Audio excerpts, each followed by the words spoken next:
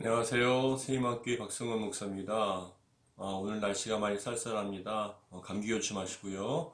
오늘은 박성원 목사와 함께하는 영혼의 단책 네 번째 시간입니다.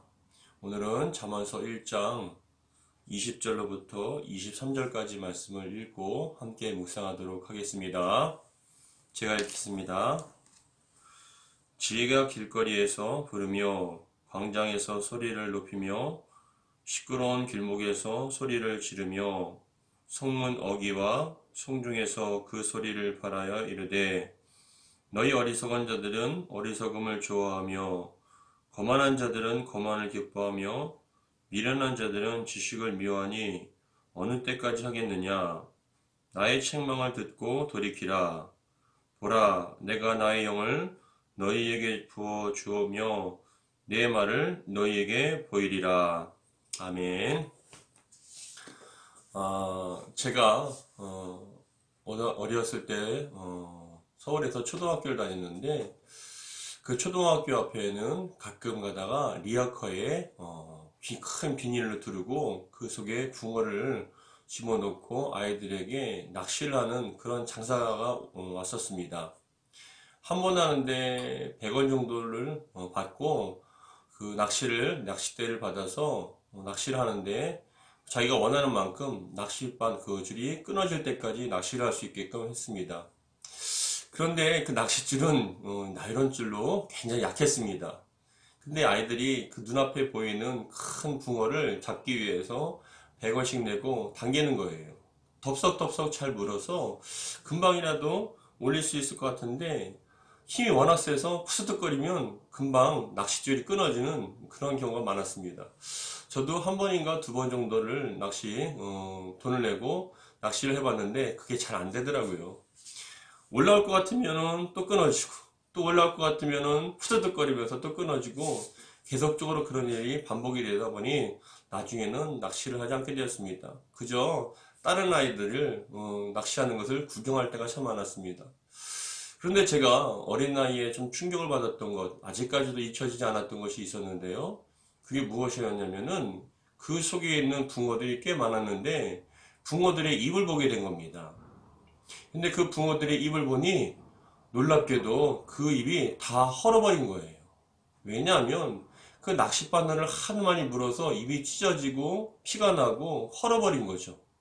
심지어는 어떤 붕어는 그 입에 아직까지도 낚싯바늘을 빼지 않은 채로 돌아다니고 있더라고요. 저는 그걸 보면서 어린 마음에 그런 생각을 했습니다. 야, 저렇게 아프면 낚싯바늘을 물지 않으면 되지. 왜 그렇게 그리고 죽을 수도 있는 그 낚싯바늘을 왜 저렇게 끊임없이 물고 있을까라고 생각을 해보았습니다. 여러분들은 어떠십니까? 우리도 삶에 때로는 많은 고통과 아픔이 있는 일들에 대해서 자꾸 유혹을 받고 또 어떠한 마음을 들어서 그것을 반복하진 않습니까?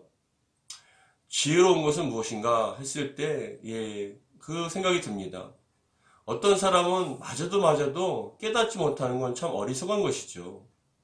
그것이 잘못됐다는 걸 알고 또 실패를 알고 상처를 받았음에도 불구하고 똑같은 일을 반복하는 건 참 어리석은 일입니다.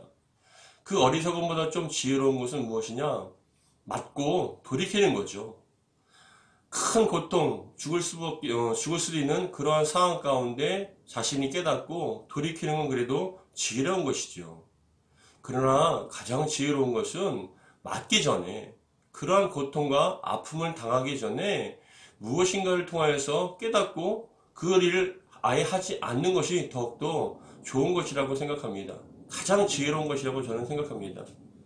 오늘도 본문에서 솔로몬은 뭐라고 얘기하냐면 지혜가 길거리에서 부르며 광장에서 소리를 높이며 시끄러운 길목에서 소리를 지르며 성문 어귀에서 성중에서 그 소리를 발하여 이르되 라고 얘기합니다. 소리를 지르는 거죠. 하지 말라!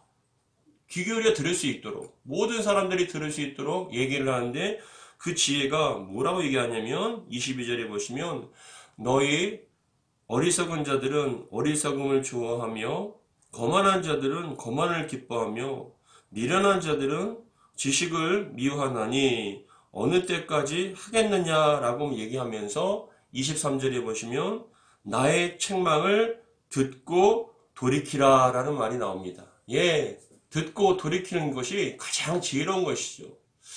우리는 때로는 삶을 통하여서 어떤 사건과 또 내가 직접 당하진 않아도 어떤 큰 일을 당하였을 때, 야, 저렇게 하면 안 되겠구나. 저렇게 살면 큰일 나겠구나라는 것을 보고 또 더 나아가서 그 사건이 우리에게 주는 교훈과 말을 듣고 때로는 오늘 본문의 말씀처럼 하나님의 말씀을 듣고 그 말씀, 그 잘못된 일에서 돌이킬 때 가장 지혜롭다는 것입니다. 저는 여러분들이 지혜로운 삶을 사시길 바랍니다. 꼭 당하지 않아도 꼭 당해야 알겠습니까? 당하지 않더라도 성경에서 나오는 수많은 실패와 좌절과 고통과 아픔의 사람들을 바라보면서 우리가 그것을 통해서 지혜를 얻고 정말 하나님께서 기뻐하시고 인정하시며 우리를 축복하실 수 있는 그러한 복된 삶을 살기를 주의 이름으로 축복합니다. 여러분, 날씨가 많이 춥습니다. 옷 든든히 입으시고 오늘도 주님과 동행하며 여러분 삶 속에, 환경 속에 또 여러 가지 사건 속에 우리에게 들려주시는 그 지혜로운 말들이 여러분들이 들려지기를 주의 이름으로 축복합니다. 기도하겠습니다. 하나님 아버지, 저희가 지혜롭길 바랍니다. 꼭 당하지 않아도 성경 속에서 말씀하시는 수많은 사건과 인물들을 통하여 우리가 지혜를 얻게 하시고 하나님께서 기뻐하시고 하나님께서 인정하시는 복된 삶을 살 수 있도록 우리를 축복하여 주옵소서. 올 하루도 주님과 동행하길 간절히 바라고 나오며 우리 주 예수 그리스도 이름으로 기도합니다. 아멘.